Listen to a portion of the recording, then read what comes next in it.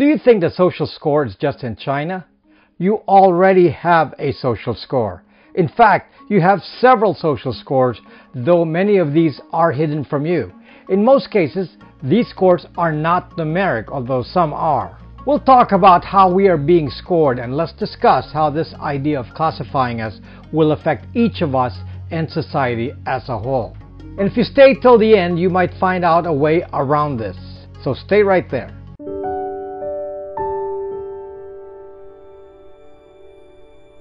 I'm on the platform Odyssey.com, and last I looked, I'm now the top software tech guy on there. Just for insurance, in case I get deplatformed, please follow me there using the link in the description. I have a VPN service, BytzVPN. My company also sells de-Googled phones. These products are made to make your identity disappear on the internet. Your support of our products support this channel. If you're interested in them, they are on my app, BraxMe. The link is in the description. If you watch the series Black Mirror on Netflix, you will have a good idea of what a sick society looks like with an obsession about a social media image. I believe this obsession started with the Kardashians. They showed how billions can be made by showing their entire lives on TV. And now this is everyone's goal. You want to be viral so you can be rich. Unfortunately, some of you think this is just comedy and has no bearing to the reality of everyday people.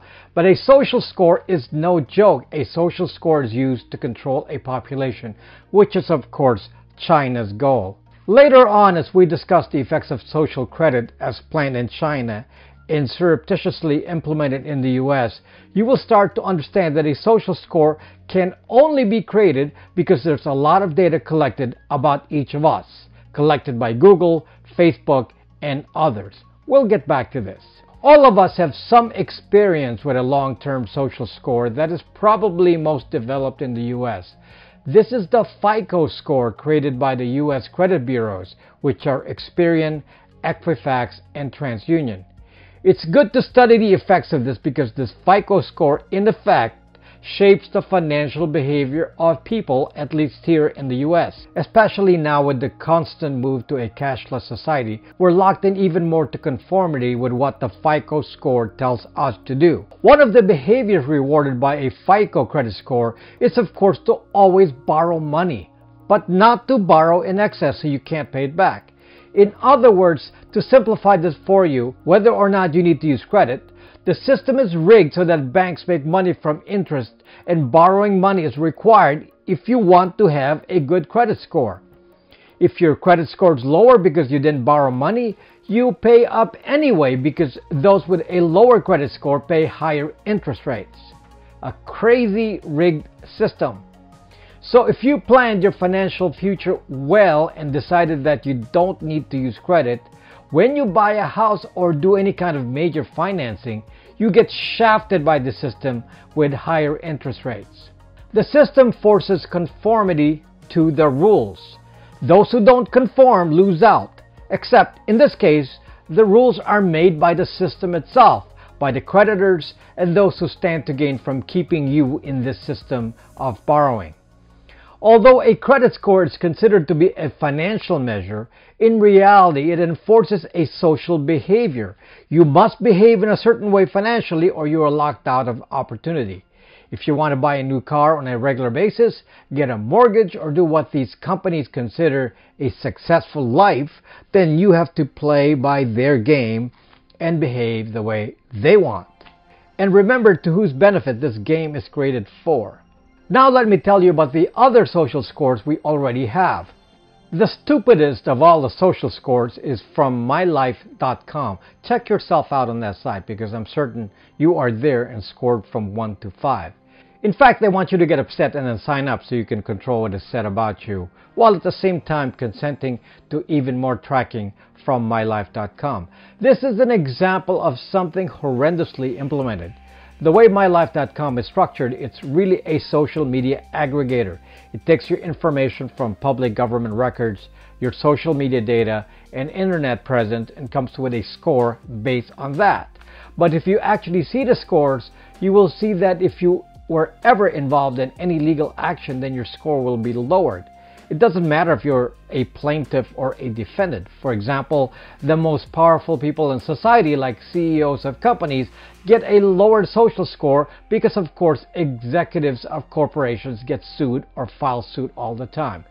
The more obscure you are in real life, the higher your social score. Then the rest of MyLife.com data is based on internet data, which you have no say-so in. It could be correct or false, especially if there are people with the same name. And having inaccurate information also affects your MyLife score. This is something I've always told you about internet data. It is permanent. It may not even be accurate, but you have no recourse. You cannot remove it from the internet. Now, fortunately, no one actually pays attention to MyLife reputation scores. And you really shouldn't, because MyLife just wants to sell your personal data to people wanting to find out things about you. There are many other social media aggregation sites like Spokeo, Acxiom, Intelius, People Finders, and so on. And these are actually capturing everything you do on social media or the internet in general if you're using your real name. Why are these sites focused on the USA? Practically every American is profiled on each of these sites, and it starts the moment you get on the internet. These sites make money by selling the data they collect. And by the way, that data is purchased by employers. It should be clear by now that sites like credit bureaus are scoring you based on a fixed identity, usually based on your social security number. These social media aggregator sites are scoring you based on your real name, age, and location. Much of this is easily derived from property databases and public records of any sort, like business licenses and so on. There are hidden social scores, and these are used to control your visibility on sites like Facebook, Twitter, and even YouTube. One method of control is called shadow banning. What shadow banning is that your influence on social media is eliminated quietly. For example, a very common thing done on Twitter is to shadow ban individuals that they feel cross the line in political tweets, and those people's tweets will not appear in your feed if you're following them. The difference between outright banning and shadow banning is that you don't actually know that you are shadow banned. It's basically a way to censor you without raising a flag. But a shadow ban, being unofficial, is also not something that triggers you to respond, and there's no recourse provided. Basically, Twitter can make you disappear. I've verified shadow banning with people on Twitter, and there is no doubt it's being done. Many sites do shadow banning. I personally experienced it from the Twitter platform Periscope. Well, Periscope has been shut down now, effective yesterday, and maybe their behavior as a platform contributed to their demise. If Twitter does not agree with you, their algorithm or their manual review process will basically make sure your viewpoint doesn't get seen. This same shadow banning was implemented in Facebook as well. The Facebook scoring system is called the Trustworthiness Score, which is apparently based on whether Facebook determines that you're spreading fake news or not. And if they deem you are spreading fake news, your score goes down, and you get flagged and your post gets deleted, banned, or shadow banned. These kinds of internal scoring mechanisms are completely opaque. You have no input, and as I've said, no recourse since there's no formal action. And they can later claim it's a bug if you challenge them. But it's one of the ways information can be manipulated. Trust me in saying that a lot of what you see on various internet platforms are controlled by either people or AI that supposedly are there to protect you from fake news. Let's talk about YouTube for a moment. YouTube shares videos to you via an algorithm, and this algorithm determines if a video should be seen or not. According to the YouTube algorithm experts, this AI works by watching the viewers and not the creators, and it feeds videos to each user with the goal of keeping each person on YouTube for as long as possible. However, that is too simplistic. We already know that certain channels have been banned from YouTube. One common example has been channels that talk about crypto. A lot of these channels have gone over to Odyssey where they can escape the censor. And of course, they banned presidents. I have to be frank with you. I'm on YouTube with a leash. There are certain things I don't talk about. These include topics like firearms, crypto, and to some extent, even politics. At the beginning of COVID-19, I mentioned COVID-19 in connection with contact tracing, and my video was demonetized. It is also why I don't speak about current events, since that gets tightly controlled. The AI enforces a certain standard of behavior, and you're rewarded when you conform. There are many standards of behavior on YouTube, and I only mention a few that might fit my channel. But some are more obvious, of course, like profanity or obscene graphics, which of course are more generally accepted. A new non-numerical score is being implemented by Google, and it's called the Federated Learning of Cohorts, FLoC. I'll come back to this and tell you why this is actually a version of a social score. This is a biggie, so I'll dedicate more time to this. Just to tie this all in a ribbon, clearly social media platforms, all of them, implement internal scoring mechanisms to ferret out those who would game the system or those that pass information that is outside of what these platforms want you to see. In other words, these platforms will censor you. Surprise, surprise. Many of you will call me stupid for caring about this. I can just see the comments that will be made. So to put this into perspective, let's go into the far past, and I'll tell you the story about this one guy. His name was Galileo. Maybe you've heard of him. I have to go that far past for an example, so my thought process is separated from today's current events. Einstein called Galileo the father of modern science, but that was during Einstein's time. During Galileo's time in the 1600s, I would say he was completely zucked. In those days, thought was completely censored and controlled. It was controlled by the Catholic Church and by, in my opinion, a misguided pope of that age. Based on the literal interpretation of the scriptures, the stated truth was that the earth was the center of the universe. According to this truth, all celestial bodies rotated around the earth, and that any thought process that suggested otherwise was considered heresy. The 1600s, in case you forgot your history, was the time of the Inquisition. Well, Galileo happened to have created better telescopes that could look at the sky better. And based on his better view of the sky, he was able to track planets and stars in a way that was not possible before.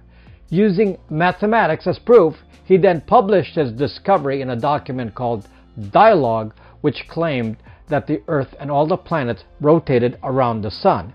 And this, of course, led to the understanding that the Earth was just one minuscule celestial body in the universe. The Inquisition considered this to be heresy. In other words, Galileo was the fake news of the day, and Galileo was judged to be a heretic and put under house arrest for the remainder of his life. Others who spread his ideas weren't so lucky. They were burned at the stake.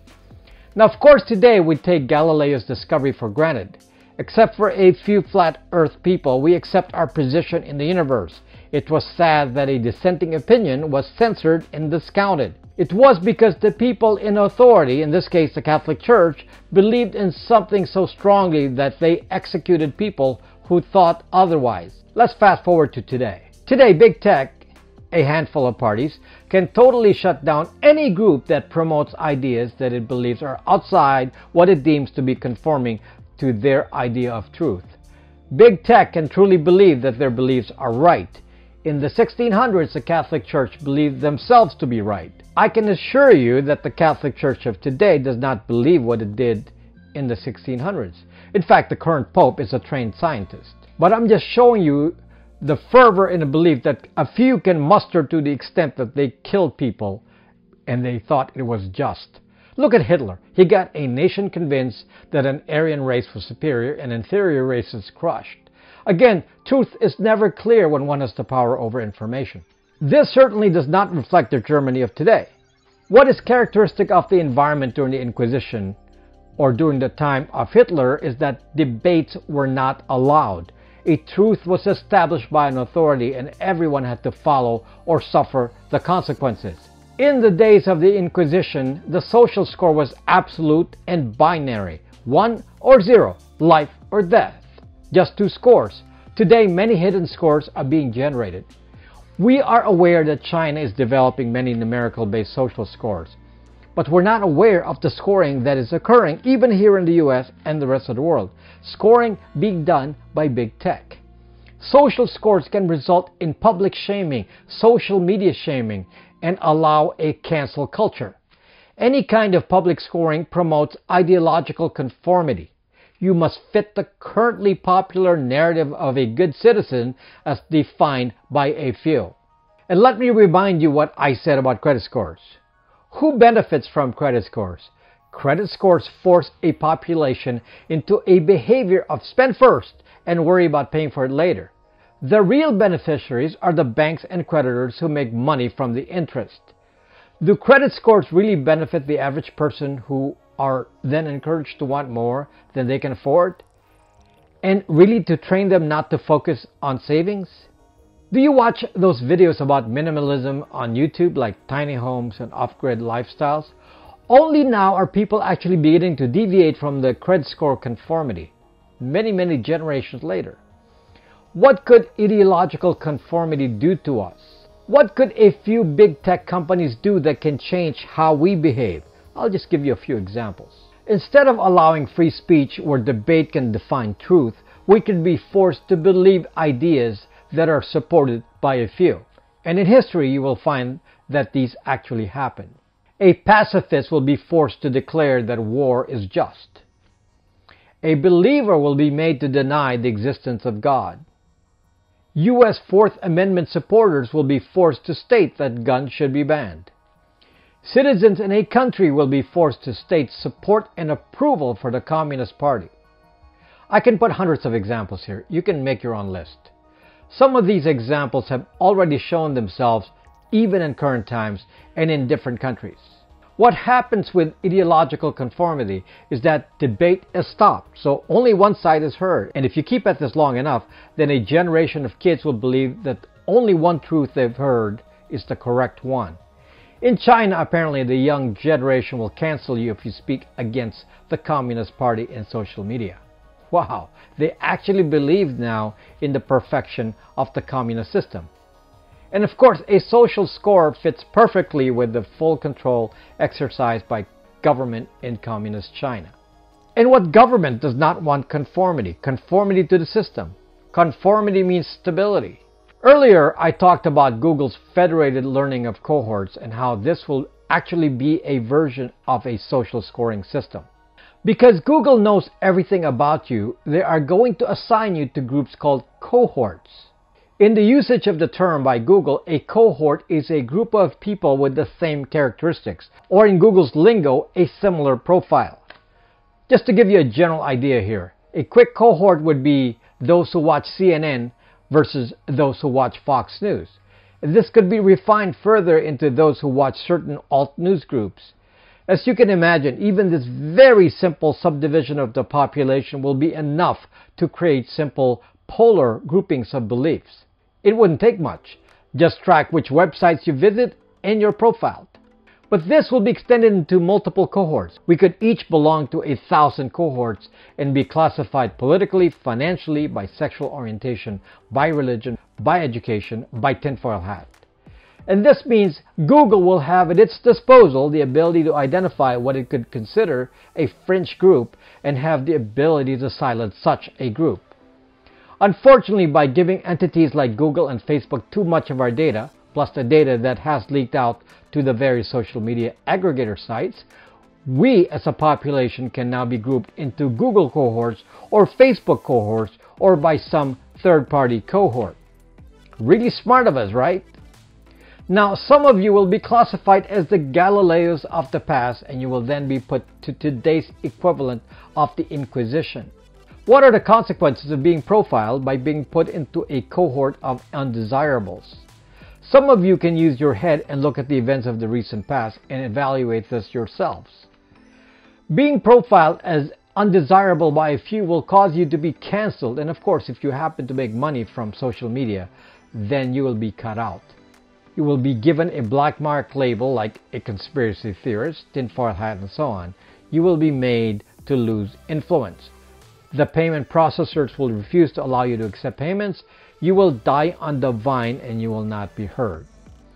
For the non-social media person, the effects will be felt as well in lost opportunities in employment, in your ability to get insurance, in lost income, in shaming in social media, in inability to run for public office. This is not theoretical, folks. If a potential employer searches your social media from Intelius and finds it to be opposite in political beliefs to your employer, your employment application may be set aside. There are already consequences, even to me, of being in social media controlled by big tech. In my case, on YouTube and on Twitter. As I've already said, I exist here under the pleasure of YouTube. They can make me disappear. I try to temper my words so that I'm certain I don't cross any line that they can use as an excuse. So I hope you all extend my word for me. I don't have to say it. We are already in a world where a social score affects even what I do here on YouTube. Now, you may think this is all hopeless and cause you to be depressed. But I'm not here to just give you the bad news. If you actually put a thread to every video I've made, I think you will find that I have a clear direction and approach to evade the control of big tech. In order for us to be scored and profiled into cohorts, there are two elements that I keep repeating has to be collected as a pair. And that is data plus identity. With Equifax, the data is your credit transactions. The identity is your social security number. With social media aggregators, the data is your internet activity and the identity is your real name, age, and location. With big tech, the data is your social media activity, but the identity is a collection of fingerprints from your devices tied to your name and IP address.